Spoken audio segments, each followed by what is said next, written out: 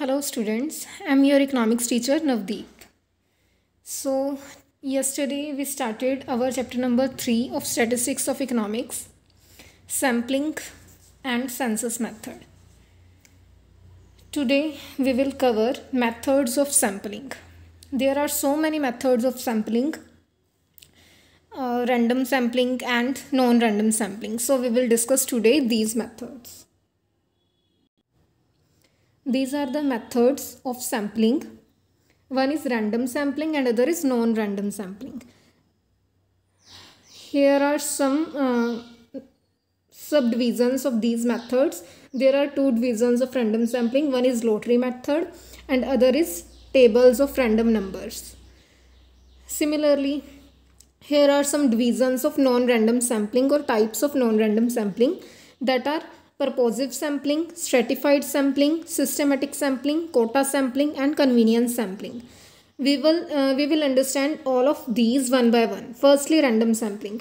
Random sampling क्या होती है कि यूनिवर्स आपको बता दिया था मैंने अपनी प्रीवियस वीडियो में. क्या होता है, जब हम यूनिवर्स में से सैंपल सिलेक्ट करते हैं, हम अगर इस तरीके से सैंपल सिलेक्ट कर रहे हैं कि वहाँ पर हर एक आइटम के पॉपुलेशन या यूनिवर्स में जितने भी आइटम्स हैं सबके इक्वल चांसेस हैं सिलेक्ट होने के, तो उसको रैंडम सैम्पलिंग बोला जाएगा. ठीक है, आपको एक एग्जांपल देके बताती हूँ. जैसे आपकी क्लास में 80 स्टूडेंट्स हैं, पॉपुलेशन होगी 80 स्टूडेंट्स की. अब मुझे उसमें से 8 स्टूडेंट्स का सैंपल चाहिए, तो मैं बिना कुछ सोचे समझे ऐसे ही किसी मर्जी स्टूडेंट को ले रही हूँ अपने सैंपल में, तो वो रैंडम सैम्पलिंग हो जाएगा. ठीक है, कि रैंडमली मैंने किसी को भी चूज़ कर लिया बिना सोचे समझे या बिना किसी पर्पज़ को ध्यान में रखे हुए.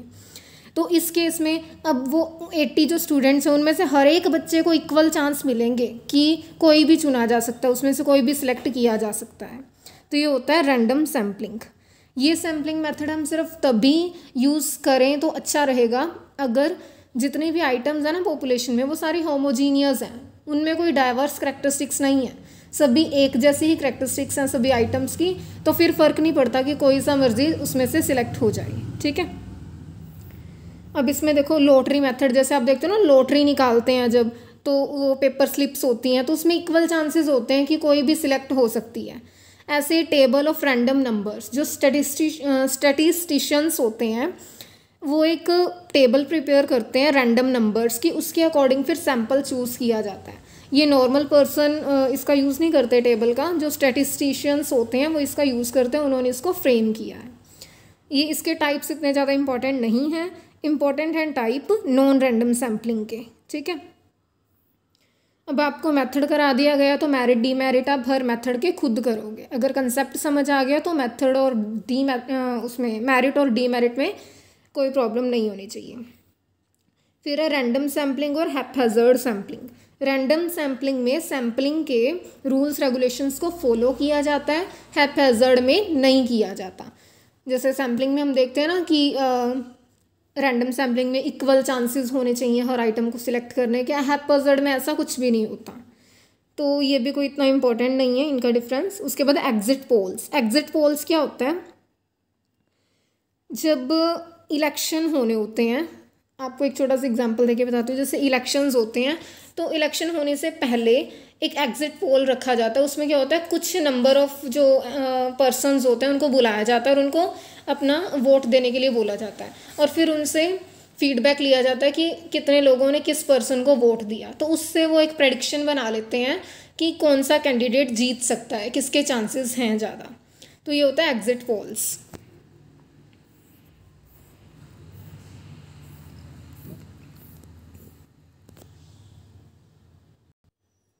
उसके बाद है non random sampling. Non random sampling का क्या मतलब होता है, जैसे रैंडम सैम्पलिंग में था ना कि हर आइटम के इक्वल चांसेस होते थे सिलेक्ट होने के, इसमें ऐसा नहीं होता. ठीक है, इसमें अनइक्वल चांसेस होते हैं हर आइटम के सिलेक्ट होने के. इसके आगे कुछ टाइप्स हैं, उससे आपको क्लियर हो जाएगा. फर्स्ट है प्रपोजिव या डेलिब्रेट सैम्पलिंग. प्रपोजिव या डेलिब्रेट सैम्पलिंग में जब हम सैम्पल के लिए आइटम्स चूज़ करते हैं ना, तो जो इन्वेस्टिगेटर होता है वो अपने माइंड में पर्पज़ रखता है कि किस पर्पज़ के लिए वो सैम्पल चूज़ कर रहा है. उसके पर्पज़ के अकॉर्डिंग जो आइटम्स उसको लगता है ना मुझे चूज़ करने चाहिए, वो वाली आइटम्स चूज़ करता है. जैसे फॉर एग्जांपल कोई आयरन एंड स्टील इंडस्ट्री से रिलेटेड कुछ रिसर्च कर रहा है, तो यहाँ पे वो सोच समझ के उसने अगर Tata iron and steel company को लिया, क्योंकि अगर हम आयरन एंड स्टील कंपनी की बात कर रहे हैं तो उससे बेस्ट तो कोई हो ही नहीं सकता जिससे हम डेटा कलेक्ट करें, क्योंकि जानी मानी काफ़ी पॉपुलर कंपनी है Tata iron and steel company. तो उसने पर्पज़ को ध्यान में रखते हुए इस कंपनी को चूज़ किया, अपने सैंपल में लिया। तो ये होता है डेलिबरेट या पर्पोजिव सैम्पलिंग। उसके बाद है स्ट्रेटिफाइड या मिक्स्ड सैम्पलिंग। अब स्ट्रेटिफाइड या मिक्स्ड सैम्पलिंग, इसको मिक्स्ड सैम्पलिंग क्यों बोलते हैं, पहले तो इसको मिक्स्ड सैम्पलिंग क्यों बोलते हैं आपको समझ आएगा। पहले इसका कंसेप्ट देखो, स्ट्रेटिफाइड या मिक्स्ड सैम्पलिंग में होता क्या है। इसमें जो पॉपुलेशन होती है उसमें जितने भी आइटम्स होते हैं ना, वो उसमें से जैसे कुछ होंगी उन सब की एक जैसी करैक्टरिस्टिक्स होंगी, फिर कुछ होंगी उनकी मिलती जुलती करैक्टरिस्टिक्स होंगी, ऐसे होंगी, डाइवर्स होंगी, मतलब कुछ लोगों की अलग होंगी करैक्टरिस्टिक्स, कुछ की अलग होंगी, ऐसे डाइवर्स करैक्टरिस्टिक की आइटम्स होंगी पॉपुलेशन में, ठीक है। तो अब हम क्या करेंगे कि जैसे मान लो 100 पीपल हैं या 100 आइटम्स हैं, उसमें से 10 की करैक्टरिस्टिक्स एक जैसी हैं, 10 की एक जैसी हैं, 10 की एक जैसी, ऐसे हैं। तो डिफरेंट डिफरेंट स्ट्रेटाज बना लिए जाएंगे। एक स्ट्रेटा में जितनी भी आइटम्स होंगी ना, वो सारी आपस में होमोजीनियस होंगी, पर एक स्ट्रेटा दूसरे स्ट्रेटा से अलग होगा, ठीक है। जो स्ट्रेटाज हैं, जैसे हमने स्ट्रेटा कैसे बनाए, उनकी सिमिलर करैक्टरिस्टिक्स के बेस पे। एग्जांपल देती हूँ, जैसे आपकी क्लास में मान लो 30 स्टूडेंट हैं, ठीक है, तो पॉपुलेशन होगी 30। अब ये जो 30 स्टूडेंट हैं, इसमें से 20 के पास इकोनॉमिक्स है, 10 के पास मैथ है, ठीक है। तो अगर हम पूरे 30 की बात करें तो डाइवर्स करैक्टरिस्टिक्स है ना, मैथ और इकोनॉमिक्स है दोनों के पास। तो क्या किया, एक स्ट्रेटा बना लिया जिसमें 20 स्टूडेंट हमने इकोनॉमिक्स के रखे, एक स्ट्रेटा बना लिया जिसमें हमने 10 स्टूडेंट मैथ के रखे। तो जो हमने एक स्ट्रेटा बनाया जिसमें हमने इकोनॉमिक्स के सारे स्टूडेंट रखे, अब वो सारे स्टूडेंट तो एक जैसे हैं ना, उनमें कोई डिसिमिलरिटी नहीं है, कोई डाइवर्सिटी नहीं है। तो स्ट्रेटा के अंदर जितनी आइटम्स होंगी वो होमोजीनियस होंगी, पर जो एक स्ट्रेटा है वो दूसरे से अलग है। जैसे इकोनॉमिक्स वाले बच्चे हैं एक में, दूसरे में मैथ वाले हैं, वो दोनों तो आपस में अलग है ना एक दूसरे से। तो स्ट्रेटा हेटेरोजीनियस है। हेटेरोजीनियस का क्या मतलब होता है, एक दूसरे से अलग। और स्ट्रेटा में जो आइटम्स हैं एक ही स्ट्रेटा में, वो होमोजीनियस है। तो इस तरीके से इसमें स्ट्रेटा बनाया जाता है। फिर दोनों स्ट्रेटाज में से 2 या 3 जितने भी हमने स्ट्रेटा बनाए हैं, सब में से कुछ कुछ आइटम्स लेके एक सैंपल तैयार किया जाता है, ठीक है। जैसे और ये जो सैंपल तैयार करेंगे ये प्रोपोर्शनेट भी हो सकता है, डिसप्रोपोर्शनेट भी हो सकता है। वो कैसे, अगर तो प्रोपोर्शनेट है, प्रोपोर्शनेट कैसे होगा कि जैसे मान लो कि 20 स्टूडेंट इकोनॉमिक्स के थे और 10 मैथ के थे। तो जो हमने सैंपल लेना है, अगर उसमें हमने 3 स्टूडेंट लेने हैं तो प्रोपोर्शनेट में तो सेम प्रोपोर्शन आएगा, 2 स्टूडेंट इकोनॉमिक्स के और 1 रखा जाएगा मैथ का। अगर डिसप्रोपोर्शनेट है, डिसप्रोपोर्शनेट में ऐसा हो सकता है उनको 4 स्टूडेंट चाहिए, तो वो इन्वेस्टिगेटर की अपनी मर्जी है कितने कहाँ से ले, कितने कहाँ से लेने दोनों स्ट्रेटाज में से। वो होता है डिसप्रोपोर्शनेट स्ट्रेटिफाइड सैम्पलिंग। तो 2 इसके टाइप हो गए, प्रोपोर्शनेट और डिसप्रोपोर्शनेट स्ट्रेटिफाइड सैम्पलिंग, ठीक है। इसी को हम मिक्स्ड सैम्पलिंग भी बोलते हैं। मिक्स्ड सैम्पलिंग इसको हम क्यों बोलते हैं, क्योंकि ये पर्पोजिव सैम्पलिंग और रैंडम सैम्पलिंग, ऊपर जो हमने 2 पढ़े, दोनों का मिक्सचर है। मिक्सचर क्यों है दोनों का, पर्पोजिव में क्या होता है, पर्पस को ध्यान में रखते हैं ना, तो इन्होंने यहाँ पे क्या किया कि जो स्ट्रेटा बनाए हैं ना, वो पर्पस को ध्यान में रखते हुए बनाए हैं। और उन स्ट्रेटाज में से फिर जो आइटम्स निकाली हैं, दोनों स्ट्रेटाज में से कुछ कुछ आइटम्स निकाली हैं, वो रैंडमली निकाल ली हैं, क्योंकि वो एक स्ट्रेटा के अंदर जितनी आइटम्स हैं वो तो आपस में होमोजीनियस थी ना। तो जब होमोजीनियस हैं तब हम रैंडमली चूज़ कर सकते हैं। तो ये रैंडम और पर्पोजिव दोनों सैम्पलिंग का मिक्सचर है, इसलिए इसको स्ट्रेटिफाइड सैम्पलिंग बोला जाता है। उसके बाद है सिस्टेमैटिक सैम्पलिंग। सिस्टेमैटिक सैम्पलिंग में क्या होता है, इसमें हम जो भी यूनिवर्स की या पॉपुलेशन के आइटम्स होते हैं ना, उसको जियोग्राफिकली, न्यूमेरिकली या अल्फ़ाबेटिकली अरेंज कर लेते हैं। वो कैसे, जैसे मान लो कि 100 बॉल्स हैं मेरे पास, मैंने उसमें से 10 सिलेक्ट करनी है, तो मैं कैसे कर सकती हूँ, मैंने हर बॉल को एक नंबर दे दिया, 1 2 3 करके ऐसे काउंटिंग उसके ऊपर लिख दी। अब मैं क्या करूँ, पहली बॉल तो मैं रैंडमली चूज़ करूँगी, जो फर्स्ट आइटम है सैम्पल में वो रैंडमली चूज़ की जाएगी, चाहे मैं वो 10th कर लूँ चाहे 4th कर लूँ, जो मर्जी कर लूँ। जैसे मैंने 4th की, फर्स्ट वाली रैंडमली मैंने अपनी मर्जी से 4th कर ली।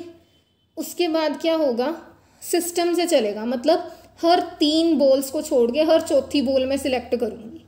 तो ये सिस्टम बन गया ना, 4 के बाद 8, 12, 16 ऐसे चलेगा। अगर मैंने पहले 10th वाली कर ली, फिर उसके बाद मैं 10 छोड़ के करूँगी, ऐसे सिस्टेमेटिक वे में चलेगा सारा।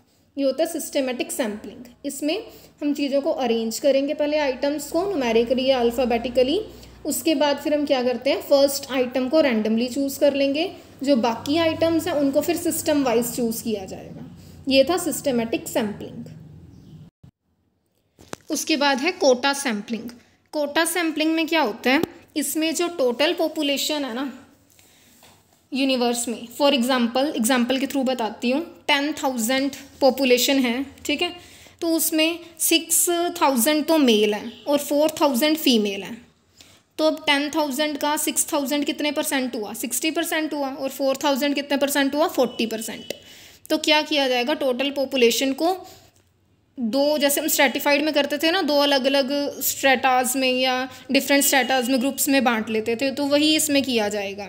हम पहले क्या करेंगे, टोटल पॉपुलेशन को उसकी करैक्टरिस्टिक्स के बेस पे अलग अलग ग्रुप्स में बांट लेंगे। जैसे 10,000 थी पॉपुलेशन, उसके हमने 2 ग्रुप बना लिए, एक मेल और फीमेल। मेल हैं उसमें से 6,000, फीमेल है 4,000। अब हम क्या देखेंगे कि ये जो हमने अलग अलग निकाला डेटा यहाँ से, इसकी परसेंट, ये कितने फिक्स परसेंट था उसका टोटल का। जैसे 6,000 10,000 का 60% था, 4,000 10,000 का 40% था, तो 60% 40% है ना। तो अब हमने जो सैंपल लेना है ना, टोटल पॉपुलेशन 10,000 थी, हमें सैंपल चाहिए 100 लोगों का, 100 आइटम्स का चाहिए।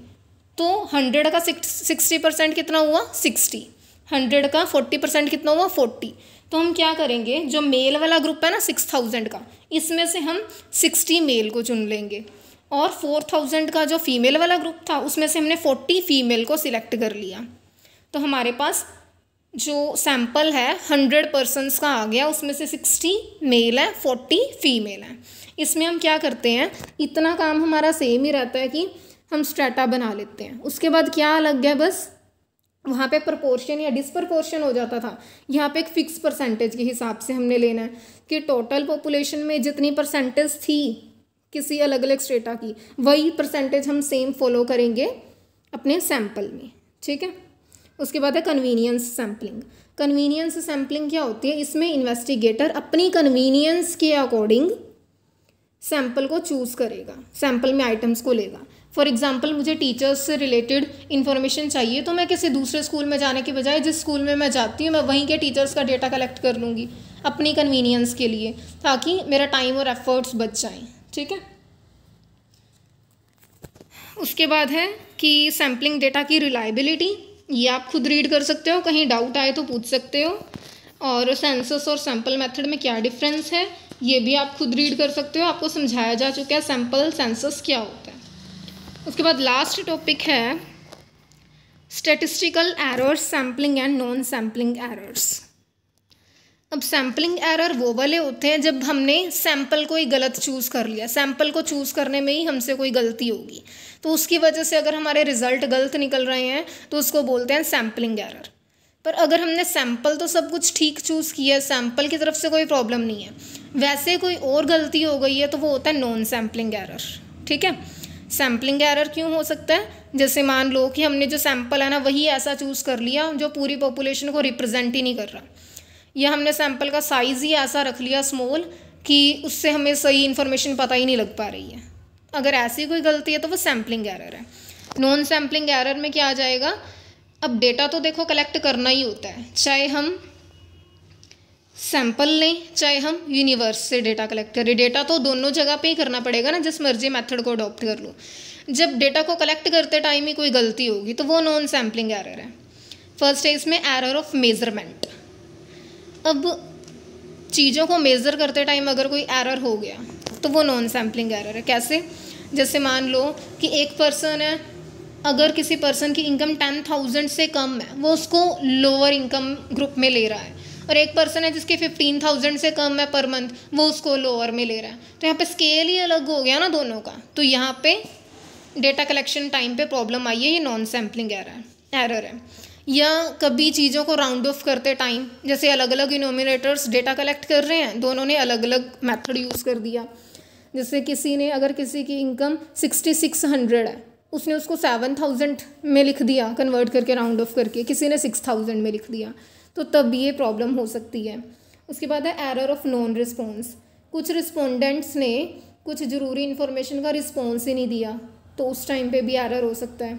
एरर ऑफ मिस रिप्रेजेंटेशन, जब क्वेश्चनेयर को फिल किया रिस्पोंडेंट ने, तो उसने गलत ढंग से क्वेश्चन को समझ लिया और कुछ गलत इन्फॉर्मेशन दे दी, वो होता है error of miss representation. Error in data acquisition, जब डेटा कलेक्ट किया जा रहा है तो लिखते टाइम कुछ गलती कर दी, एरर सब्सट्रैक्शन टाइम अगर कुछ गलती कर दी, तो वो एरर इन डेटा एक्विजिशन हो जाता है। उसके बाद है एरर ऑफ सैम्पलिंग बायस। कई बार क्या होता है कि जब सैंपल कलेक्ट करते हैं ना, तो बहुत ज़्यादा बायसनेस शो कर देता है इन्वेस्टिगेटर, अब पार्शियलिटी शो कर देता है, उसकी वजह से अगर एरर होता है तो वो एरर ऑफ सैम्पलिंग बायस बोलते हैं उसको। So this is all about your chapter number 3. Keep revising. Thank you. Enough for today.